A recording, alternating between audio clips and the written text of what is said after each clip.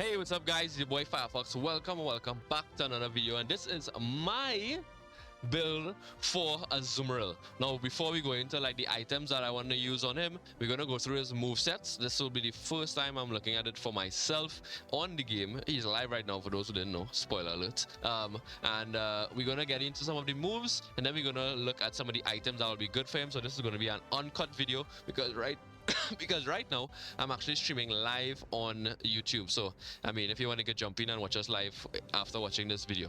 So before we do anything, we want to take a look at his stats. His offensive stats are 3 stars, endurance 3, mobility 2.5, scoring 2.5, support a half, or like a little over a half.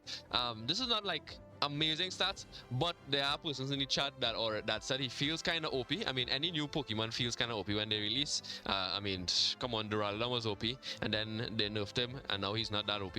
But we'll see what he's like when we get to play him for ourselves. So, basic attack becomes a boosted attack with every third attack, just like with majority or all of the Pokemon in Pokémon UNITE, dealing increased damage to opposing Pokemon with a cone area of effect in front of the user. Now this does mean that the cone area effect means that he can hit more than one Pokemon with his third attack. Most Pokemon can do this with their third attacks, and he is one of them. This is pretty useful to help in like 1v2s, 1v3s, and so forth and so on. Moving on to the next move, we have huge power. Now this is his like hidden ability, if you will. When this Pokemon hits only a single opposing Pokemon with a basic attack, a move, or its unite move, the hit is always a critical hit. However, when this Pokemon hits 2 or more Pokemon using opposing Pokemon at once with a basic attack, a move, or its unite move, the hits are never critical hits. Wait. Is this something that goes on cooldown? Because this means that once he's taking on 1v1s, he's gonna be always critting. Somebody tell me that I'm mistaken. Somebody tell me that I am not thinking about this the wrong way, or that I am thinking about this the wrong way, because that would mean that as a jungler, if he ganks the enemy jungler's lane early game, which is becoming a meta, or was becoming a meta for Greedent, he's going to be doing more damage to the enemy, unless it's an Azumarill on the enemy team as well in the jungle. That is crazy. 1v1s are going to be hella tilted with this guy and this hidden ability. Wow, okay, so fighting 1v1s makes your moves, your basic attacks, your normal moves, or your unite move always critical hit. Jeez. Okay, he's beginning to look. I'm beginning to see why he might be overpowered. Let's have a look at his unite move before we look at his basic moves. Unite move, belly bash, has the user pound its belly 3 times, granting it a shield. Right? With each pound, the user loses HP in exchange for increased attack. The user can move while pounding its belly. Afterward, the user targets an opposing Pokemon, then charges at the Pokemon, dealing damage to and throwing all Pokemon it hits while charging. Now we saw this in the trailer. I will be making another video prior to after this one that will show some of the gameplay and the use of these moves and the applications. So if you want to see that, be sure to subscribe and turn on the notification bell button, okay? But yeah, so he charges, so he hits his belly 3 times, raises his attack, loses some HP like some of the other Pokemon that are in the game, like the tree one, Trevenant, I believe his name is, and then he locks onto a target that he then charges to, dealing damage to them, plus throwing them aside, or like throwing any Pokemon that he hits on the way to his target. I believe that is what it is, and it says sure hit, which means it's a lock-on move. So yeah, that's crazy. Okay, I like it. We'll have to see it in action to see exactly what it looks like. So let's move on to his first set of moves. So we have tackle. We have other Pokemon in the game that has tackle. It's like a little dash. They dash forward and it hits you. Has the user charge forward, dealing damage to any opposing Pokemon it hits and leaving them unable to act for a short time, so it does stun them or throw them up maybe for like a millisecond or 2. Then we have to choose between Play Rough and Water Pulse. Now, Play Rough increases the user's movement speed for a short time and changes the user's next basic attack. When the user performs this next basic attack, which is the one that it changes, it lunges at one opposing Pokemon in range and delivers repeated blows. Now, this ties in well with the hidden ability that we saw before, Huge Power, which does only critical hits while using a move against 1v1s, right? Or in 1v1 situations. Dealing damage to that Pokemon and leaving it unable to act for a short time, which means you stun them for a short time, which means you then have the opportunity to hit them with more moves after using the Play Rough. Of course, we know Play Rough works in like normal Pokemon games. It is like a bit of a rush forward. Further increases, or the upgrade after it further increases the user's movement speed when this move is used, and also reduces the move's cooldown. Wow. Play Rough looks, yeah, Play Rough looks like, yeah, Star Dragon. Play Rough does look OP. Jeez, let's see what Water Pulse does though. The user shoots a pulsing blast of water. This is a ranged move, 4-second cooldown. In front of itself. When the blast of water hits an opposing Pokemon, it decreases the Pokemon's movement speed and deals damage to all opposing Pokemon in the area of effect around the Pokemon it hits. The blast of water then automatically bounces to another target. If one is available, including the first target, the blast of water can bounce between up to 3 targets consecutively, and each hit behaves in the same way as the first. While the blast of water is traveling, the user can perform a short rolling dash in a designated direction. Wow! So it's like a chain move. So you hit one person, and if other enemies are close by, it like ricochets on the others. Now there are Pokemon, or there are characters, in League of Legends that does the same thing. Like Wukong, when he sends out that staff, it hits the first target, and anybody that's close by, it also travels to that target as well. That's, I mean, that I saw from the trailer that it really looks like a carbon copy of that move. But yeah, that's crazy.